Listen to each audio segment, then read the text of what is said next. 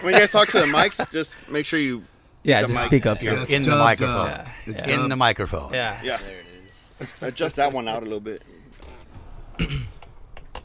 So welcome to another edition of Clika Podcast. We are here with Long Beach natives, SLOKA. All right. In the LBC, somewhere in the LBC. We didn't get shot when we got here, so we're good. Yeah, we're all good. We'll hear a siren, I'm sure. I'm Joel. I'm Bago. Rick. And let's start off with the singer. Go on ahead and introduce yourself, brother. Chris, known as Left Coast. Tony, guitar. I'm Colin. I play drums. And I'm Eric Sketch Hans. I play bass. All right, awesome. Great to finally have you guys here. I saw you guys at Malone's and I saw you guys at the Whiskey, and you guys threw a hell of a show, hell of a performance. Appreciate that. Very, very good to see that style, still out there, floating around with all the new stuff that's been coming out. It's just it's always good to go to a show and still have somebody that's still down with the grassroots and whatnot. So tell us about yourselves and when you got started and how you guys came to point. Okay. To this point. It's a long story. It's a long story. Short. Story time with Tony SLOKA. I guess it was around the end of 2001, probably. We were under another name, me and my brother and another guy on the bass. And we kept getting hit up to be, are you that band from so-and-so and that band? I'm like, no, we're not. So we changed the name. We're like the name game, Winchell and the Donuts. It's a ridiculous thing to try and figure out what to call yourselves. And he said, SLOKA. Why not call it SLOKA? Because that's not a word. Nobody's going to ever use it. It doesn't exist. So, okay. And it's... At least we thought, right. The long story short of the name thing was it's Alien Nation TV show. The cop's interviewing an alien, and he's like... says the word SLOKA, SCHLOOKA, and interprets it as stripper or slut or something. Yeah. Alien Nation, wow. Yeah, right. That's how old we are. That was a great show. Right. We are old school, yeah. Right there. That's nice. So, it was one of those things where, like, the codes, is there sausage fish or is there SLOKAs, blah, blah, blah. So, Yeah, right. so the name was like, who's going to use that? It's not a name. It's not a word. It doesn't exist, So we did that for a while, and the first album was out like 2001, 2002, and then we did one in 2003. Third album, we came out and Google had happened and all that internet, and somebody Googled the word SLOKA, and we found out that it's actually a real word. Oh, shit. Yeah, it's Tibetan Sanskrit for prayer. Yeah, or a poem. Right. So if you Google the word SLOKA, you'll have thousands of pages of prayers. Yeah. Oh, wow. Yeah, so we'll take that instead. These days, we kind of go with that. Yeah, much more into that spiritual side of things. So that's kind of the basics of how it all, came to be as far as the beginning of it all. What other bands did you guys play with, if you could name them? Before that? Or no, before SLOKA began, you guys were playing with other bands? Well, we had something. Me and him were doing something called Gunther Stone, which was like this Americana country thing, bluesy, rootsy, whatever. That was a lot of fun. Prior to that, I don't know. But we've always been playing in bands since we were kids. Metal, whatever you want, punk, all of that stuff. Jams, punk, metal, blues, whatever. We played all. So Nice. Grew up listening to jazz, so we, got into the progressive shit too. So. Oh, nice. Right on. That's nice. So everybody's from the LBC? Well, me and him are. I'm from Covina. Actually, I'm originally from Chicago.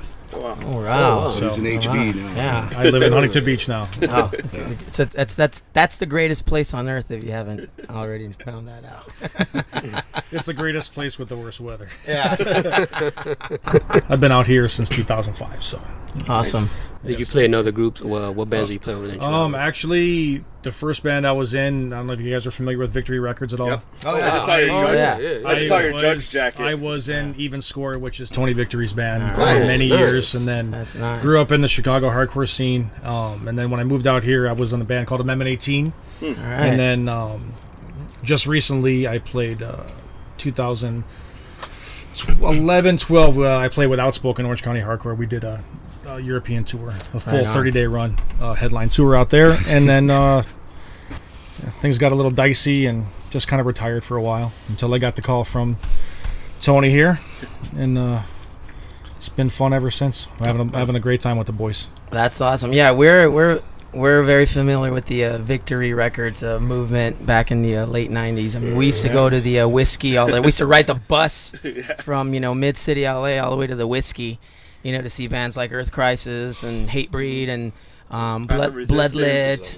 I've got a Snapcase tattoo on my back. Oh yeah, Snapcase on your caboose. Yeah, actually, it's the Body Goes Numb Tribal right in the middle of my back. Nice. So that's yeah, awesome. I grew up in that hardcore scene, very prevalent, and to this day, like I think there's been talk of us doing a reunion and all that stuff. That would be great. So that would be we'll great. see what happens. It's Victory's pretty volatile. Yeah, one of my favorite Victory bands was Rabies, or I'm sorry, Cause for Alarm with the so good. singer Rabies. Yeah, that was grassroots punk, man. That was an awesome band. They were, he very definitely paved the way with so many amazing bands that were huge into culture and set the bar for just what hardcore was in the 90s and the 2000s. Most definitely. But most of those guys are still very lifelong friends of mine, and it's one of those things. When you're in. You don't get grandfathered out. You're just kind of, it becomes part of you. You're a 40-year-old hardcore kid. Yeah, I'll be a 50-year-old hardcore kid. It just kind of was there. And you know what? It's a shame that that movement kind of just kind of evaporated. And it was so strong when it hit. Oh. And it was inspiring to, I know, us and to many others. When it kind of just went away, it was like, what the fuck, man? Yeah. But luckily, you got bands like Hatebreed that, kept it strong, and Hatebreed still, it's like Hatebreed to me is, to Victory Records what Slayer has been to thrash, carried the torch along the way. I mean, it's bands like Agnostic Front and Madball still paved the way even when they're in their late 40s and 50s, and these guys, you can't, Roger's right, you can never trust a hardcore kid that doesn't listen to punk rock. Yeah. It's an absolute fact. Punk rock is the basis for everything, and I'm having more fun now than I ever have in the last 25 years playing, because I love the guys, and the music is fun. There's no drama. I don't have to worry about who's with who or who's playing what show, and we get on the shows, we get on stage, have a blast, and enjoy each other for the music. And that's, at our age, at this point, that's what it's supposed to be. Right. It's very just as pure it was when I feel like when it started. And you know what? And all that comes through when you guys perform. I mean, you guys, brought that intensity. The first time I saw you guys at Malone's, I was like, fuck. I was actually there to see another band, and I heard you guys on the second stage, and I'm like, well, let me see what the hell's going on over here. And I'm like, fuck yeah. Finally, I get to see a band that's, keeping it real. Lots of high energy. Yeah, totally. Yeah, there's no pretentiousness. I don't give a shit. I'm just playing and getting off, and if you get off, great. I'm going to have a good time, and getting off with these guys is like totally easy to do and fun, like he was saying. It just so there's no I don't know, whatever that stuff is. That the chemistry definitely came through there. So it's kind of like a living organism that just keeps going and evolving. It can't ever be, it's got to be this way or it's got to be this way. There's no ABCs to it. Whatever kind of happens. I mean, you saw it even at the Whiskey show. We had a couple things that went on, but we still made the best of it and had an absolute blast. Bass drum pedal. I saw that. We both saw that. You can either get really mad and show them that, oh man, no, it's not what it's about. It's about having a good time. With the floor, the floor tom. Yeah, I saw it. But you know what? You kept it going, and you know what? Many others, unless you know what's going on or you're in a band and you know things and whatnot, everybody was just. Nobody had a clue. Yeah, nobody had a clue. That's a true professional right there. Yeah. I mean, this dude, man. Chris is a ridiculous drummer in his own right. It's absolutely mind-boggling watching him play. So it's having him in front, and he gets it and he understands the energy where it comes from the back, and that feeds through to the rest of us through when we play shows or even when we rehearse. I mean, I look forward to coming to rehearsal. It's not a job. It's like, okay, I get to rehearse today. That's a great thing. Yeah, you got to have fun with it, man. When you start getting very meticulous with it, and it's got to be this way and it's got to be that way, it just takes the fun out of it, and it becomes work rather than, a good time. Right. No, that's totally understandable. How did you guys like opening up for the Dickies? Oh, it was great. Yeah, it was a lot it was So packed. much energy. Yeah. And there was a ton of energy. Of course, Chris starts getting loose, and then then we as a band start getting loose too, and the crowd they react to it, and then it starts getting more and more, and so you can see it through the set. as you start getting to, like, song 3, 4, 5, you know, the crowd really starts to get it. You know, they get that, hey, this is rock music that's got a punk, that's got a real punk flavor to it, and you can't, you know, you can't not get into it when you're there. I mean, we've played in front of, you know, a bunch of different styles of crowds, and everyone is like, you know, they get it. So I'll tell you, when you guys played that song Remnants, and, you know, I know it, you know, I played at the Whiskey before, so I know how it sounds when you're up on stage. You know, you got to keep it low volume and whatnot. But outside, it just was like, fuck, dude, this is a fucking punk show. I mean, it was like, and everybody's like, fuck, man, you know, that's what you want to hear at a punk show. Some opening riffs that way, and, you know, the bass line that you played throughout the song is just, it's very fitting. You know, it's a well composed song. So guys like me appreciate it, and it was fucking great. It sounded awesome, you know, out in the crowd. So good stuff. Yeah, we try and do. So for our listeners out there, I haven't heard you guys describe your sound, man. What do you guys, you know? I've always described it as high energy rock with a punk tude. I don't know that it classifies. I don't know what punk is. You know, I have no idea. I don't know if it's a clothing brand or what. But for me, what punk was for me since whenever, It's a movement. it was just an attitude. Now, the early Stones, when they were like, fuck you to everybody, that's punk. We're going to do what we want. They played a bunch of songs at 45 speed, which is what turned me on to like playing shit fast. As a kid, I'd actually go take a song and put it on 45 speed and listen to it because I was like turned on to these other bands that were way before my time doing that. They'd play some really old blues song. It goes like this, and they'd go, nah, nah, nah, nah, and I'm like, what the fuck? So I would put songs on 45 speed, and I got off, and then I would go find who's doing that. Right. So it was always this energy thing. It was just about the energy. That's all. There's some shit I liked it and some shit I don't. But our sound is, skate punk, old school punk. I mean, I think it's easier for somebody else to tell me what they think it is than for me to tell you. Right on. Right on. Is there a fucking spider on you, dude? No.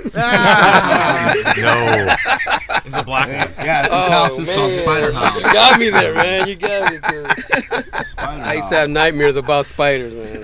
Fuck, Trust man. me. I can't stand fucking black widows. I hate the way they look. That Yeah. big fat ass that they got. Oh, fuck. They're out here too. Yeah, there's some over here. Fuck that. Dude, when we grabbed this table to move it, I'm like, oh shit. And they're like, hey, dude, those white puffy spiky balls, those are fucking eggs. I'm like, ah! Oh, they put you together right there, dude. They really did. They knew it was gonna get you, man. You know? They got I'm you, already- man. I kid you not. I'm fucking like breaking a sweat here, dude. The spider cast, people. Yeah, man. I What noticed else? you talked about blues and jazz, man. Is that something that played a big role in getting into the kind of music you got into?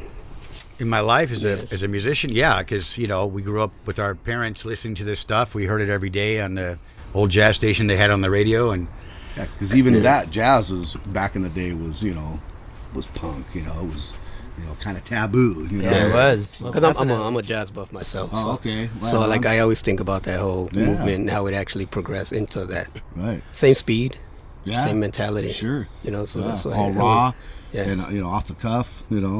Sure. doing things, they don't care if this gets me off, I'm going to do it. Yeah. Yeah. So that was part of what it was. We got all these albums in the garage and stashed. So, it was just that kind of a thing of, well, this is getting me off. I like this. And if somebody else gets off on it, cool. But, it works for me. And that's why, like, on stage, what I'm doing is I'm getting off, man, by these songs, Right on. It's just getting me going. So, Right It's on. freaking awesome, man. Who's the primary composer, or do you guys all chip in? Well, to this date, the songs, me and my brother, pretty much, just, I don't know, we just riffs and ideas and lyrics, and we, what works, and Well, it's definitely working, and you guys got some pretty good like harmony and melody. For instance, in that song "Life," yeah. it's perfect. It's a good on. it's a Yeah. good blend, a good mix, and yeah, that's a well composed song. I'm at the fucking market, and I'm like, fucking grabbing all my groceries to the tune of your song, like. All right. now that's cool shit. That's what we want to hear right there. You know? Okay, more of that, okay? You know? Yeah. Yeah, no, that's what we want to hear from. Oh yeah. the feedback that we've gotten the last couple of shows has been really good. I mean, you know, we got out of the whiskey, and I'm walking upstairs, and I'm walking towards the bar to get a water, and there's people like high-fiving me and stuff, you know, and I'm just like, and after the show, you're just so, you know, pumped. Oh, you're so drained. You don't. Well, once you stop, too. you don't know what to do with all the adrenaline, you know. So, yeah. So I'm walking around, people are like, yeah, man, when are you guys gonna play again? High fives and Nice. and yeah. That's when you know you're doing a good job, man. Yeah. People just The thing with the shows now, with the shows now too, is, you know, the days of the 3-band shows are gone. I mean, we play a lot of shows where it's 6, 7, 8 bands, and you know, to keep everybody, you know, ingrained in making sure they stay in the place, you got to have that. You have to bring that energy, because it's not easy for, you know, as a fan. When you go to a fest, it's like, wow. Yeah. It's 11:30. I came to see this band because they got picked to open today, and now, you know, Priest is going on at 9:45. That's a long time to be able to have to watch all these different genres and different bands. So to get people's attention, I think that energy and everything's got to come through, and it's got to be genuine. Either it can't be faked. Oh, it's extremely important. Most definitely. What what era of music to you was the most important in your generation? Wait, what? For my generation? Let's go with the 70s. I don't know what you're asking me. What do I think in my generation is the most important time frame of music? Of music, yeah. I don't know if I can even keep that simple. So I'll let somebody else answer that I one. said the 70s. Probably the metal years when it really started to because like those metal years were a culmination. You were coming off of the punk era, and then, you know, the heavy stuff with, like, you know, Ozzy and, you know, Dio and, you know, coming in. The Iron biggest Maiden. guitars that were ever played were during that time. You know, I mean, there was nothing as big as that era. You know, as far as the bands that came before, like Led Zeppelin, and, you know, and you saw, you know, that whole 70s rock era come into punk rock, and then the metal, that, you know, that whole time period was going off. Punk rock, metal, 70s were still good. I mean, and so that kind of probably was like a 6 or 8 year run when all the bands were playing all at one time, and they were all still good. Black Flag was still good. You had, you know, Henry Rollins was just, you know, really, you know, in his groove for his first 10 years. And so that was overlapping the metal years, you know, that era. And so, like, that's what I think. I mean, there was just so much going on. Whereas prior to that, it was tough because, you know, like, we were all growing up on 70s heavy rock, you know, and of course, you know, prior to that, it wasn't as heavy. But yeah, once that, I think that era was just amazing, you know, because there was just so much going on. Right on. I'd have to say, for me, probably not my era, but my mom introduced me when at a very young age to, you know, Iron Butterfly, Cream, stuff like that. She was very much into that era and introduced me into music, and then slowly you started listening to Billy Squier, and then you listen to that 70s arena rock, which today still, for me, the first Boston record is absolutely flawless. You know, and it's big arena rock, but I mean, you listen to the musicianship on those albums, and they're absolutely ridiculous. Right on. You know, and then, you know, then you're 14 years old and you get a Germs record. Yeah. And Agnostic Front comes through, and your mom, you know, and you listen to, you know, the old Revelation stuff before Victory came out, and it's like, my mom said, you know, oh, these guys don't do any drugs? Oh, okay. Well, you know, that's cool. And then, you know, then you get that Youth of Today 7-inch, and then you're all in. Mm-hmm. So, I mean, I was very fortunate. My mom introduced me to music at a very young age, and I think it's just something that it's her legacy.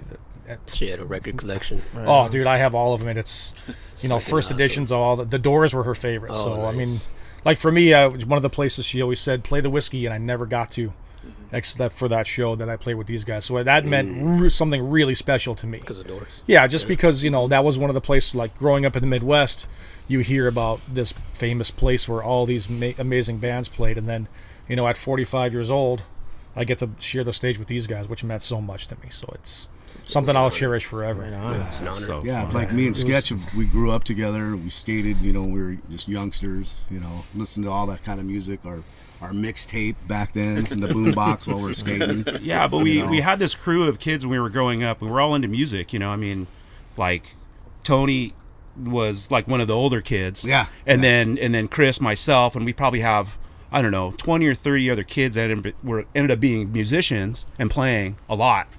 And so it was really cool growing up like really young and sharing music like, you know, at that young of an age, and now doing it now, okay, at 50, you know, with these guys, and like you said, and ripping off a set like this. I mean, here I am, 50 years old, and I mean that set was a blast. I mean, it was killer. You know, and so You grew up in the perfect era, though. Yeah.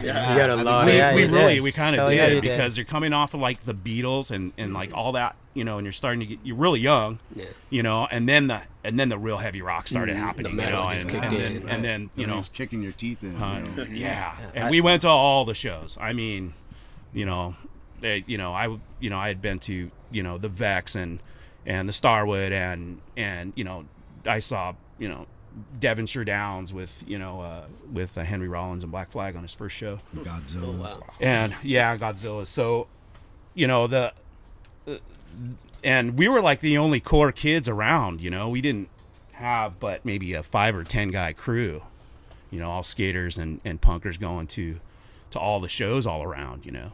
What skateboard did you have, man?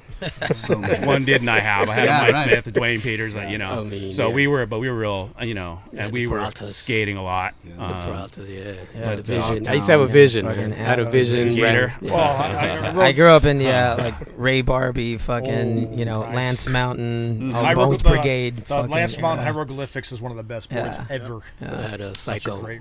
Speaking of skates, Pope skates. Oh, All right. Thou Yeah. shall not grind. There you go. That's a badass hat, bro. You like that's a one-off. You can't get one of these. It's made for me. Sorry, but yeah, we a friend of So ours, they're all Lance. school friends, Yeah, yeah, Lance skater. Pope. He started a company. Was it now 2 years ago? Yeah, We I were think talking on more the. longer. We were at Vans HB skate park and we were yeah. standing there and he told he was going to start a company, a skate company. We're like, oh okay, and Chris comes. You know, we were talking about just like slogans and stuff like that, and Chris comes up with a slogan, you know, "Thou shalt grind." Yeah. And we're like his sitting last there name. rolling around the skate park going, that's freaking amazing, you know? so that's now his slogan to his company, his skate company, Pope out. Skates. That's yeah. awesome, man. Shout out to them. That's fucking Yeah, awesome. and he's an amazing designer. So if you guys go out, you'll always be stoked on his graphics because he's amazing designer. So anyway, and he's got a limo. Well, one of the things that was cool is we got to do that Skate and Destroy Oh, Cancer yeah. show Yeah. in San Yeah. Diego. Really? Oh, shit. And, you know, The YMCA Very down nice. there, the skate park. I skated for a while, and I went into other things. These guys kept skating, but to play a gig where these Yeah. fucking guys are doing shit. All the pros Right in were front of there, you. Yeah, so 91X you know. stage in front You of know. a bowl. In front of, yeah, Okay, this big and then they're ball. having contest. they're having a best trick contest right in front of us. They're giving out While we're $200. playing. So here's like all these pros are like Yeah, so ripping right in front of us. Really? Yeah. Soy? Yeah, so he comes up to us. He's like, Oh, yeah. he's like, man, that's the stuff I love, man. Fuck He comes yeah. after our set, and he's like, you guys were great, and we're like taking pictures with the toy, you know, and cool, yeah, he's a cool guy. Cool shit. I had one of those swap meet skateboards. And I used to the tape big like fishtail in the back? the magazine graphics on there. I couldn't afford that. Hey, but you did it though. Yeah, Oh, exactly. yeah, damn straight you did it. Yeah, for sure. That was the best thing. That was, I mean, yeah, Yeah, I mean, I've made my own deck before. Yeah. Some- I learned it from that movie Thrashing. Oh, You draw a big spider on there. That's where I learned my shit from, dude. Spray can and a marker. My mom ran over my Psycho. I was pissed, man. I had it right she would my Brad Bowman Sims freaking 10-inch got ran over, and that was just like those I old decks cried. are. I got a stack of them on my dad's. I got I cried. all the old Gators, Tommy Guerrero. A stack of broken Pau ones. but- Peraltas in there. Yeah. Oh, nice. It's a nice thing to actually bringing them back as reissues now. You know Yeah. what? It's some, and I like 'em. love the Yeah. fact they're bringing the big wheels back. A lot of guys are skating Big with wheels. the rails on the side. Yeah. You know, I got some trackers. mini cubes. I got some brand new mini cubes. Yeah. What was it, the old Yeah. slime balls? Well, it's crazy to me. At 45, I see, you know, my lady, her kids, you know, they go to school and there's a rack for their skateboards. When I was going to high school, we had to hide it because Really? it literally they Yeah, would not stuff allow in my your skateboard locker. inside the Yeah, school. tall one. I had to get a bag and stuff it Yeah. in there, and it's amazing now that the culture is not something that's they flick their nose at anymore. Yeah, it's like completely accepted. We used to wear duct tape around our shoes. Oh yeah. Oh yeah, for sure. Duct tape and shoe glue are the best things I know. I always had it all scratched on the side. These Tape shoes need everywhere. duct tape really bad. But, they're just like loungers now. But, Yeah. But back in the day, if I'm using them all the time, they'd be. Yeah. You go through shoes like nothing. Yeah. You could always tell a skater, man, because he always had the left, either the right or the left. Yeah, All all back fucked up. up. Down. Yeah. You know. I think the I'll best fucking skate grind it shoes down. were the Air Jordan 2s. Oh, wow. Oh, Because they had that ollie pad, and Yeah. you could put Oh, shoe glue over them, that's and then right. a little bit of tape, and they lasted forever. Or the old Converse Cons with the big tongue. Yeah. Those things were the best. Or Yeah, the it's cool that the Reeboks. skate community though is still like into the music. Yeah. And Oh, totally. They were digging and, it, man. and so you can see a lot of guys, and you should have seen the young kids in front of like go getting loose, like in Right. some of these sets, like you see a 15 or 16-year-old kid and he's out there skanking around, and it's like good, man.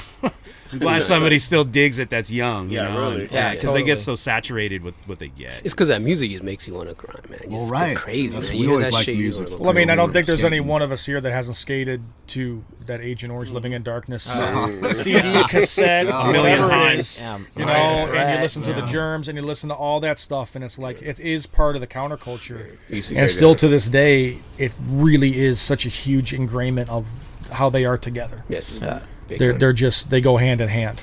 Yeah, we used to make some videos with a fucking camera, trying to replicate what we would see on video, with a boombox, listening Oh. to Minor Threat, DK, fucking some old Primus, falling on our asses while we were fucking skating. But it was funner than shit. you Yeah, know? yeah. It's good stuff.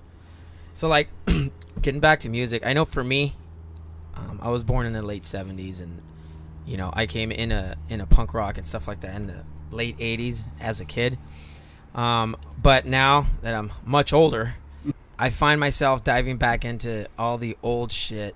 Now that I'm older, and appreciate music a lot more, because growing up as a teenager, I was fucking stuck on punk and thrash.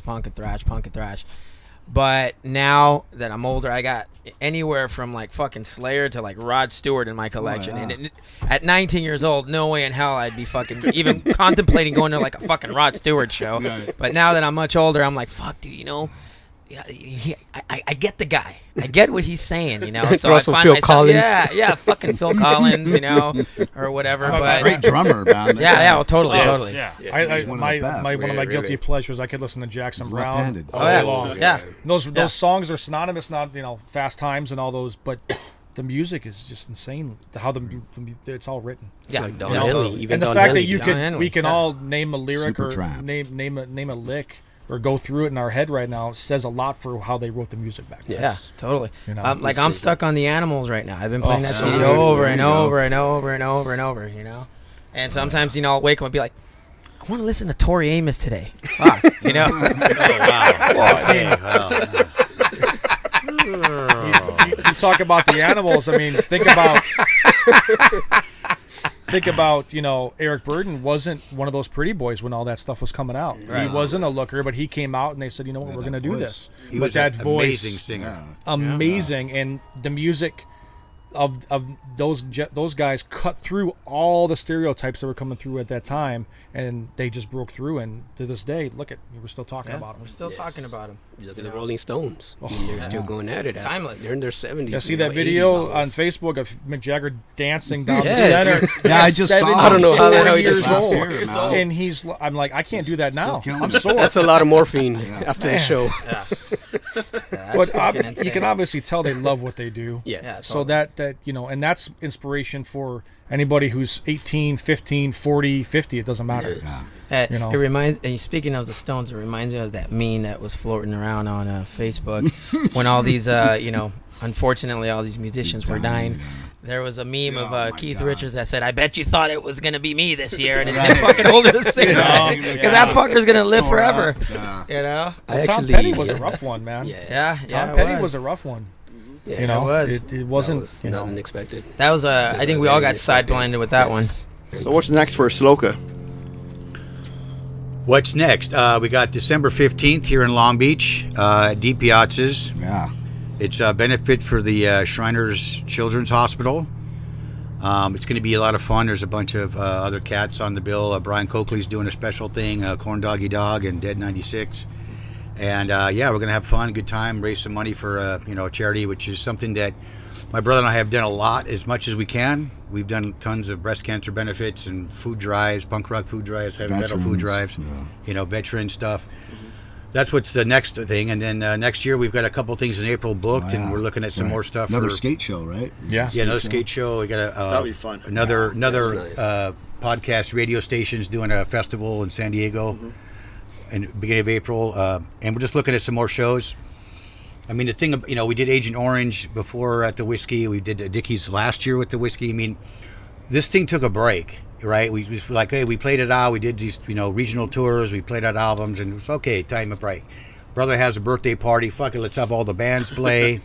Okay, let's do a SLOKA reunion. We do it. Who knew anybody gave a shit? It was like years later. Yeah, because I used to be the drummer. I was the original drummer for SLOKA, and then, we had that party. Right. It was like, I sang. I'm like, fuck, this is fun. I can just show up. I don't have to lug all this shit with me and still get off. And it was just like there was an interest, so we said, let's see what happens. So we started playing some shows, and we just put out the thing. You got a copy of it, the whatever SLOKA and Destroy, right? 10 years of tearing it up, and it was just kind of a. Let's just put a compilation of all these crazy fucking songs, some studio stuff, some live shit, just because I have it. I have it on the hard drive, so like put it out there, and if anybody cares, great. If not, it's fun to me to go check it out. This is what, what we do, because it's there on the album. Right on. And the live stuff is, we record because it's part of the thing, but playing live, I could play live all the time. Let's just go do that, because that's where the buzz is. Studio is fine to get it out so you can, what do you sound like? Well, here. But playing out is, that's like a whole ain't nothing, drug. nothing better than playing live. It all comes out on the stage. I mean, you're on stage and you see people, and you bring us, if you can bring a smile to somebody's face, who maybe that guy had a completely garbage day, or they had a fight, or I had a rough week. We all went to shows as a young age to get that angst out, right? The pit's going, and the pit. Agent Orange, the show we played with Agent Orange, there was a fucking pit. Dickies had that was the Dickies show. It was a Dickies show? I forgot which, because the last Dickies had like too many old people there or something. Right. No, because that's why I thought there was, be more of a pit. Okay. But I thought it was Agent Orange had the pit. Dickies before. No, Agent Orange did have the pit. Yeah, they did. Because that was my first show that I played. Right. The Dickies show, they also had a pit, because I was in the pit. Oh, right. And I wasn't in the band. It's always, when you're playing this kind of music, we used to have a thing called the pitometer. It would kind of let you know if it's working or not, are people into it or not, because they're getting off and go.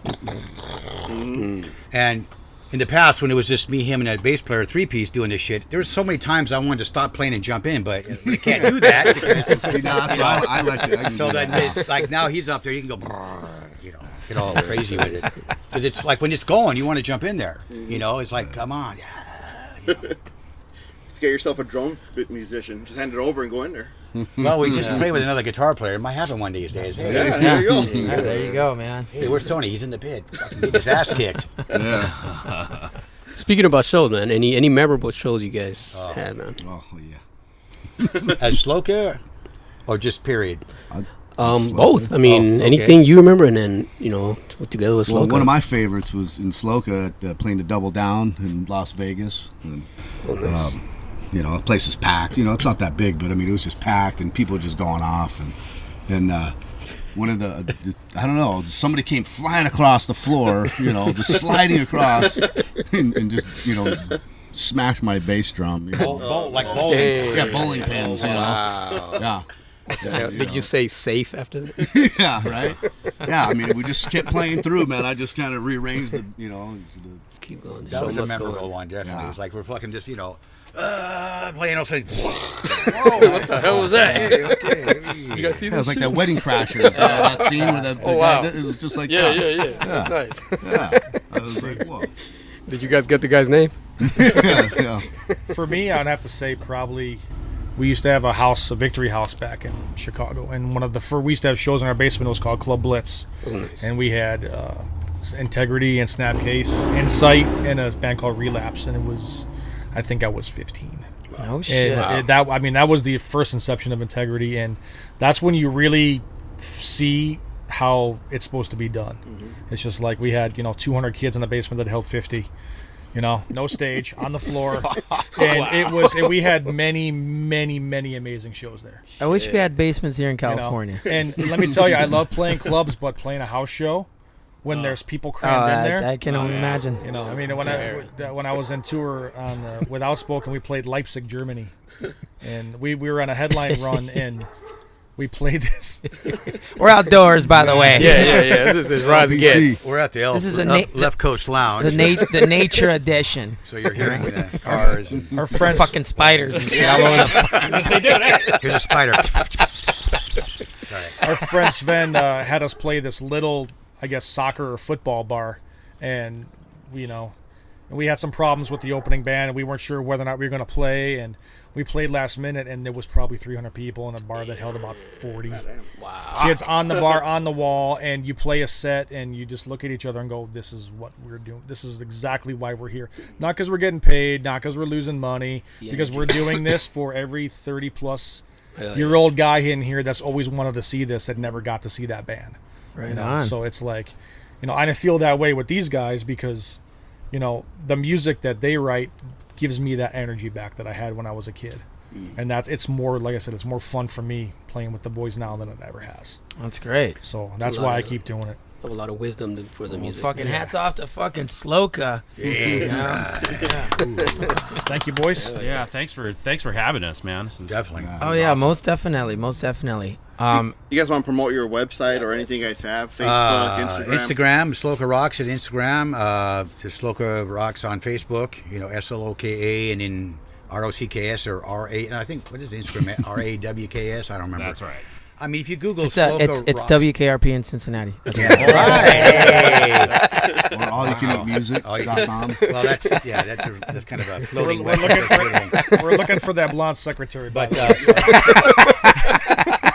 can It's the only reason to watch that show. oh my goodness. That was it. Yeah, follow us on Facebook and Instagram per se. And there's not this is the thing. The band was doing its thing and it had stuff going on and all those things, and it's kind of like we're just doing this. So there's some videos on YouTube. There's videos on our Facebook channel, our Facebook page. What channel? Jesus, whatever. And you can check out what is it about? Okay, well, you can go watch a video of what we play like and what we sound like live, and if you like it, cool. And if you don't, well, no big deal, right? Some people like blue, some people like green. And if you get off, come to a show or hit us up or whatever. We're gonna show up and rip it though. So yeah, when we show up, you guys seen how it's gonna go, and so we know that, Right. and not in the ego way. No. Between us all, like 15 or 20 minutes, before the show, we're all looking at each other going, Is that confidence? Oh, yeah. You guys have confidence that you're know, gonna turn it out. and you're gonna go and rip And it. then the performance speaks for itself. It's kind of like, this is how I've been doing this, and this is not to sound crass. Is this PG-13 or whatever? I don't know. Oh, no. We talk about everything. Okay, well, I just want you to can say fuck, shit, cock, balls. It's like, I'm a real mellow, peaceful person most of the time, and I strive for that most of my adult life, right? But when I go plug in, then I'm fucking everybody up the ass and fighting everybody. I'm praying. Hey, you can't say that. You can't say it. I'm giving everybody the love. I'm just, everything's on. It's like a full-blown turn it up to 11 inside, so that this is my 30, 45 minutes to just go the freest place on the planet for big bucks. Oh, totally. Go big or go home. Right. Go big or go home. Yeah, and then you put both of these guys on the stage, right, at one time, and then be the bass player. And I mean, it takes over. It's overwhelming, and these guys just they start jumping around and running around and ripping, and it's hard to keep that adrenaline in check. It is. You burn out after 4 or 5 songs if you don't. These guys have been doing it forever. Like this. Yeah, I saw you up there, dude, and when there's that pause in guitars and it's just drums and bass, I mean, you guys are just carrying it, and it's going and it's flowing. Never, I love those losing parts its of the tempo. I mean, it's still, right on point, and it just fucking like, fuck yeah, man, the fuck out of my way. You want to just jump in there, So yeah, and then there's great. and then that's when Chris steps up, and then does his thing. And that's kind of the point, when we slow it all down, then, he can get out in front and really showcase him just by himself, which is what I like to see. Yeah. You got that jazz solo element in the moment right there, man. Yeah. Rocking. Right. And then just that, spontaneity that comes with doing things like that, Right. At a show. It just, it's captivating. It keeps everybody involved and, everybody like, fuck, man. And then once the guitars come back in, it's fucking chaos again. Yeah. You want to leave everybody with a positive mental image of what we did, because Exactly. it's music. It's supposed to be fun. Yeah, there's time for seriousness, but you know what? When we're playing a show, you paid to see us. We're gonna try to give you the best thing. Everything I have is left on there when I'm done. Yeah. Right on. That's a must. Just like It's- Morrison it's- said, right? Right. I Play think your show like it's gonna be the last. I think I left Right. I think I left my dignity and respect on that fucking stage at one point or another. Well, this is the other I'm side. better of there this. than other place. Yeah. Right. The first time I played in front of anybody was in the backyard of the house. As a kid, 14 years old, my mom said, "Hey, bring your friends over and play." So we went, "Oh, okay," and plugged in and made some noise in the backyard. Nice. And I was hooked. And it's the same thing for me. I'm still having that buzz at my age, that I had as a kid when I, playing in front of some people. It's like, okay, and it could be 5 people or 500. It's all the same buzz for me. I'm just getting off, and if I'm with some cool cats like these guys, I mean, when we're on stage together, there's times where shit you don't know if it's gonna fall off, roll over, or just plow through the shit, and it's great because it's just a thing. Like the last time when we were playing the show and we're playing, and I'm ready to go into this thing that's going to be an energy push, and all of a sudden, and there goes the bass drum. His bass drum broke. Like, what the fuck? And he went over there and went, started just Sweet. Okay, blah, blah, blah, blah, blah. Okay. Yeah, I just played all the way through it, and there's been a couple other times, that it's happened, and you just play through it, and you look back, you go, okay, that was another memory, that's. We could talk about it. You don't And want you're doing it right now. But it's a buzz. It's a buzz. So it's all part of a buzz. It's like yeah. nobody's going, rah, rah, rah, rah, rah, It's like fucking.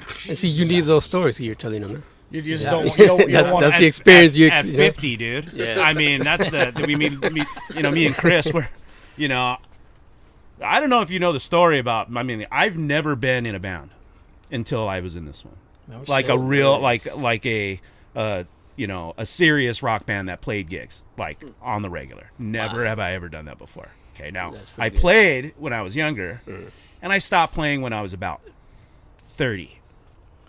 Okay, I had my rig, had everything. I actually taught my son how to start playing when he was about 8 or 9. Oh, shit. On the same rig that I have that I'm playing on right now. That guitar is over 20 years old, but I'd never been in a band before ever.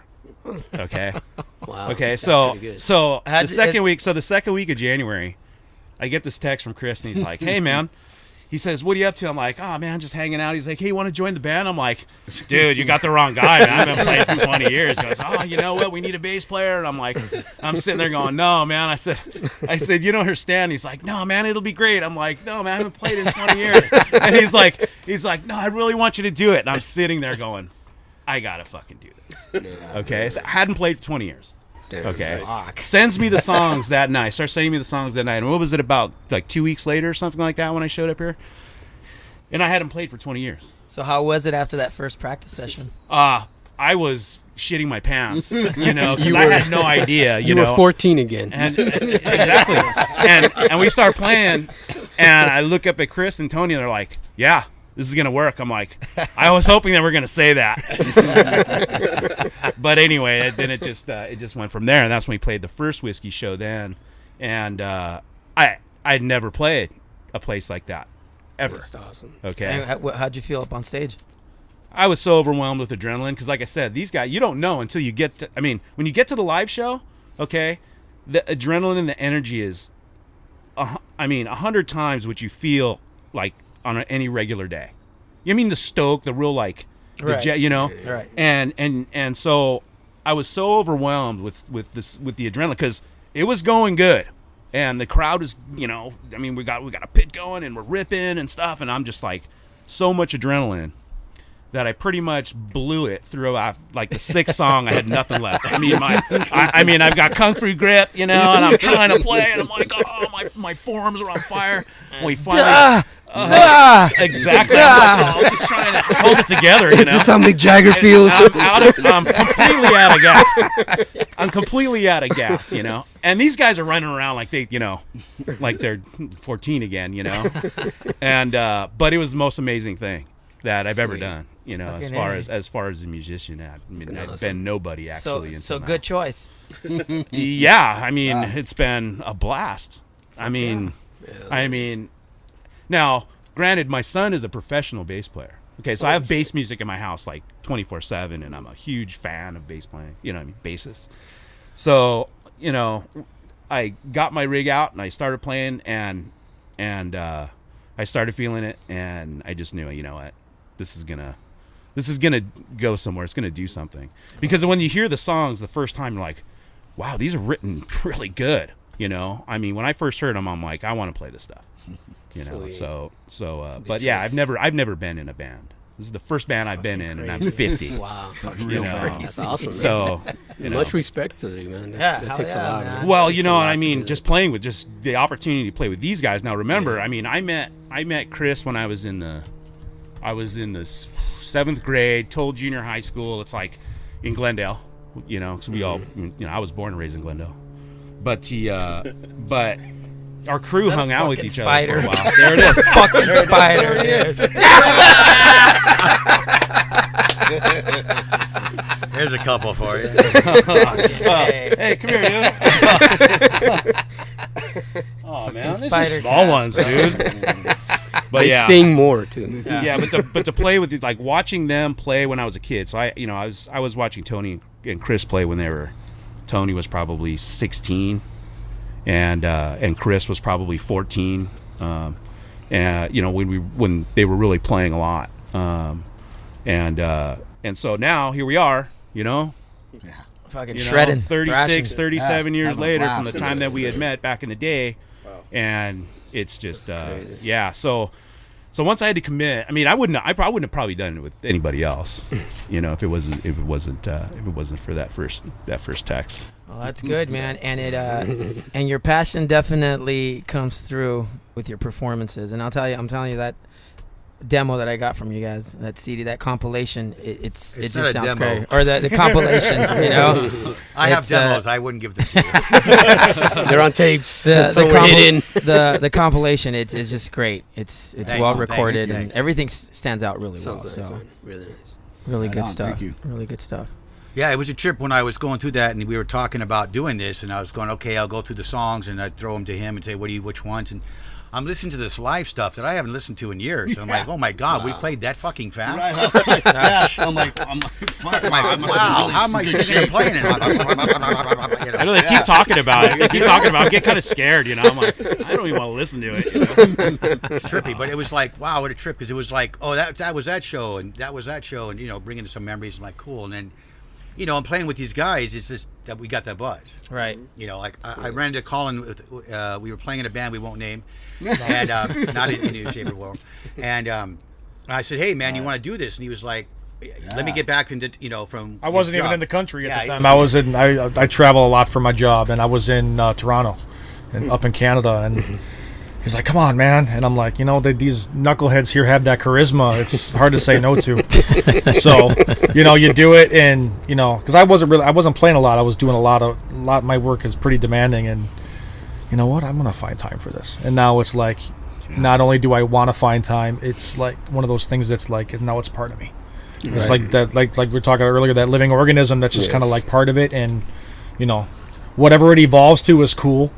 You know, and if we're having a good time doing it, if we write some stuff, awesome. If we play these songs, awesome. Whatever happens, it's just it's that music in you. You just have to definitely do it. Right on. You know, you can never thank guys enough that, you know, when you do play and you start to get burned out a little bit, or you're doing things, then it's for the wrong reason, and then all of a sudden some guys come across and they go, oh, you know, we're gonna do this thing, and you think about it, and then you're driving home and you go, wow, that was a really an amazing couple hours. I want to do that again, and I want to do that again, and then shows happen, and then it's like, okay, you know what, you know, because I think a lot of bands are doing that now, because everybody at our age, their kids are 13, 14, 15 years old now, or older, so you're starting to see these guys, you know. There's a huge resurgence from Orange County up through the Bay Area, you know, There's a band called, you guys are familiar with Blast, who are just absolutely, they were at NorCal, unbelievable, their new record. You know, they haven't put out records in 25, 28 years.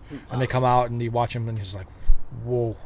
Wow. Yeah, we were just going to do a few shows here and there and a couple of one-offs. And, you know, when these guys joined on, it was like, you know, they were Full totally... speed ahead. Yeah, they were like, yeah, we love this. We want to keep doing it. What did we do? Yeah, all right, let's do it. You know?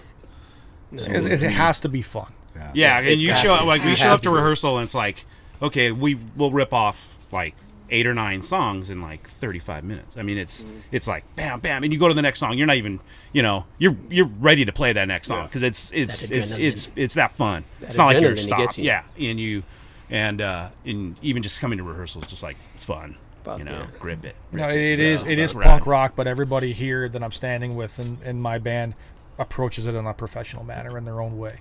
He prepares different, Tony prepares different, but when we get up there, everybody can look at each other and know what we need to do and have fun first and foremost, and that's what we do. Any rituals you guys do before shows? Stretch and warm up now for me. Yeah. Little Bengay. Yeah. I like to eat sushi before I play. Oh, nice. Little icy hot here and there. Yeah, stretch and some kind of meditational time just to keep my head clear. Yeah. And a muscle relaxer afterwards because I'm gassed. Right. Advil. Backyard boogie. Oh yeah. That's cool, man. That's nice. Say your name and what you play. What instrument you play. Yeah, I'm Eric Hans. My friends know me as Sketch, and I'm the bass player. I'm Colin. I play drums. I'm Tony, and I play the guitar. I'm Chris Lepre, left coast singer. And who's the missing guy? You guys want one more? Or No, yeah. Well, that's another story. Long story short. Another quick minute here. we got So time? we're playing this December 15th gig in Long Beach at D Piazzas, and I'm like, you know, and these guys, Chris and Sketch, went to school in the same grade with Gahuli, John. Gahuli, yeah. I was with his older brother. Like, you know, my brother and I were well known for being just, I don't know, whatever you want to think about for that time frame. Days of Confused, Fast Times at Richmond High, you know, we were just, we were those guys. Had the hair. Fucking Jesus. Okay, so anyways, I was like, hey, you know, we want to do a couple songs for this thing, you know, maybe do a song or two, jump up, because he's been playing, you know, and he's all gung-ho into it. So that's another one of those buzz. Like we got together with him tonight just to go over these 5 songs he's going to come up and do with us at this show. Worked out really well, too. And it was like, you know, great. And the thing that's part of what he was saying and Colin about how we approach it. He was like, I'll come over and work on these songs with me. I'm like, cool, come on over. I'll work on them with you. You know, I sent them to him, but you know, I'm more than happy to help any of us get this thing to wherever we want to get it to, or where they want to get their own thing to. I've sat with Colin and going, you want to play this riff 15 times till you figure how you want to play the beat or whatever. You know, it's like my brother, I play the riff, so because he's not used to singing. He's used to playing behind the drums going, I don't do fucking shit but do this, you know. So now he's up here, and he was like, I have a whole new respect for you, fucker. Yeah, trying to remember the lyrics. You gotta breathe, remember the lyrics. Yeah, Breathe. Yeah, gotta remember to breathing breathe. Breathe. Because like you said, And move around. Yeah, and move around. I'm moving around like a madman.